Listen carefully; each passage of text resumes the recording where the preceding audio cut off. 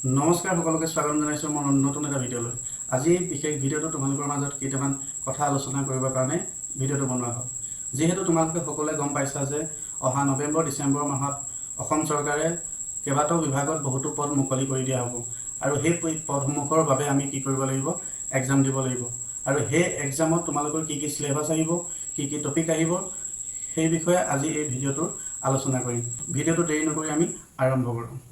এতিয়া আমি চিলেবাছটোৰ ওপৰত ডিছকাছ কৰিম। এতিয়া প্ৰথমতে যদি চাবলৈ যাওঁ তোমালোকৰ চিলেবাছটোত কি কি থাকিব, এতিয়া তোমালোকৰ প্ৰথমতে থাকিব ইংলিছ, নেক্সট তোমালোকৰ থাকিব 2 নম্বৰতে থাকিব মেথছ, 3 নম্বৰতে থাকিব ৰিজনিং আৰু 4 নম্বৰতে থাকিব জিকে জিএছ। এতিয়া তোমালোকে ইংলিছৰ যোনটো চিলেবাছ, সেই চিলেবাছটোৰ বিষয়ে তোমালোকে ভালকৈ জানিব লাগিব। তাত তোমালোকৰ কিছুমান গ্ৰামাৰ পাৰ্ট থাকিব আৰু কিছুমান তোমাৰ ভকেবুলাৰী পাৰ্ট থাকিব। সেই গোটেই টপিকখিনি তোমালোকে কি কৰিব লাগিব, কভাৰ কৰিব লাগিব।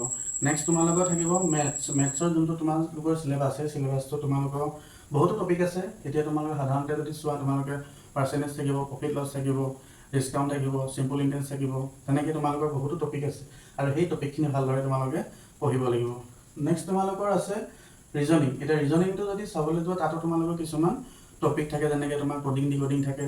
সেই তেনেকৈ তোমালোকৰ বহুতো টপিক আছে আৰু সেই টপিকখিনি তোমালোকে কি কৰিব লাগিব, ভালকৈ জানিব লাগিব, হয়নে? নেক্সট তোমালোকৰ 4 নম্বৰতে আছে জিকে জিএছ। এতিয়া জিকে জিএছৰ পাৰ্টত তোমালোকৰ কি কি থাকিব, হিষ্ট্ৰী থাকিব, তোমালোকৰ জিঅ'গ্ৰাফী থাকিব আৰু তোমালোকৰ কাৰেণ্ট এফেয়াৰ্ছ থাকিব। তেনেকৈ তোমালোকৰ বহুতো টপিক এই জিকে জিএছৰ পাৰ্টটোত থাকিব, হয়নে? এতিয়া যদি আমি সাধাৰণতে চাওঁ, যদি তোমালোকে ভাল মাৰ্কছ এটা যদি তোমালোকৰ এক্সামত আনিব বিচৰা, এতিয়া তোমালোকে যদি জিকে জিএছটো পঢ়া, এতিয়া প্ৰায় তোমালোকৰ কি হয়, জিকে জিএছটো চিলেবাছটো অলপ দীঘল হয় আৰু সেই চিলেবাছটো তোমালোকে কভাৰ কৰিবলৈ অকণমান প্ৰব্লেম হয়। কাৰণ তোমালোকৰ হিষ্ট্ৰীয়ে তোমাৰ বহুত তোমালোকে ভিতৰলৈ পঢ়িব লাগিব, বা তোমালোকৰ যোনটো জিঅ'গ্ৰাফী পাৰ্ট থাকিব তাতো তোমালোকে বহুত কথা জানিব লাগিব। আকৌ ৰিচেণ্টলি যোনখিনি তোমালোকৰ কাৰেণ্ট এফেয়াৰ্ছ থাকিব সেইখিনিও তোমালোকে ভালকৈ জানিব লাগিব। তেতিয়াহে তোমালোকে ভাল মাৰ্কছ এটা তোমালোকে জিকে জিএছত পাব পাৰিব, হয়নে?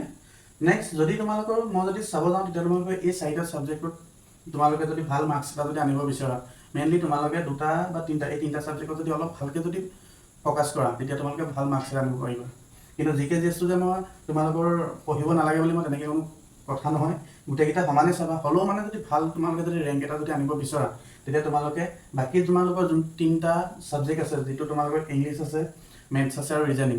এতিয়া মেথছ আৰু ৰিজনিং এই দুটা যদি তোমালোকৰ চিলেবাছ আউট অফ চিলেবাছটো নাহে, বাকী তোমালোকৰ যিটো তোমাৰ টপিক থাকিব সেই টপিকৰ ওপৰতে তোমালোকৰ কি কি থাকিব, কেলকুলেশ্যনখিনি দিয়া থাকে। কিন্তু ভালকৈ তোমালোকে যদি প্ৰেক্টিছ কৰা, তেতিয়া এই মেথছ আৰু ৰিজনিঙত তোমালোকে ভাল মাৰ্কছ এটা আনিব পাৰিবা, ঠিক আছে? সেইবুলি তোমালোকে জিকে জিএছটো নপঢ়াকৈ নাথাকিবা, ঠিক আছে? এতিয়া নেক্সট মই তোমালোকৰ নেক্সট ক্লাছত তোমালোকক মই এই 4টা ছাবজেক্টৰ মাজত যোনটো তোমালোকৰ মেথছৰ পাৰ্টটো, সেই মেথছৰ পাৰ্টটোৰ ওপৰত তোমালোকৰ মাজত মই ডিছকাছ কৰিম। এতিয়া মেথছৰ তোমালোকে সাধাৰণতে প্ৰথম তোমালোকে জানিব লাগিব পাৰ্চেণ্টেজটো, মানে পাৰ্চেণ্টেজটো যদি জানা, তেতিয়া তোমালোকে প্ৰফিট লছটো কৰিব পাৰিবা, হয়নে? চিম্পল ইণ্টাৰেষ্টটো কৰিব পাৰিবা, বা তোমালোকে কম্পাউণ্ড ইণ্টাৰেষ্টখিনি কৰিব পাৰিবা যদি পাৰ্চেণ্টেজটো ভালকৈ জানা। সেইটো কাৰণে মই নেক্সট ক্লাছত তোমালোকৰ মেথছৰ যোনটো চিলেবাছ, তাত মই পাৰ্চেণ্টেজ টপিকটো ষ্টাৰ্ট কৰিম, ঠিক আছে? আজিলৈ ভিডিঅ'টো ইমানে। যদি ভাল লাগিছে লাইক কমেণ্ট ছাবস্ক্ৰাইব কৰিব নাপাহৰিব আৰু লগৰ বন্ধু বান্ধৱীসকল ভিডিঅ'টোলৈ শ্বেয়াৰ কৰিবলৈ নাপাহৰিবা। ধন্যবাদ।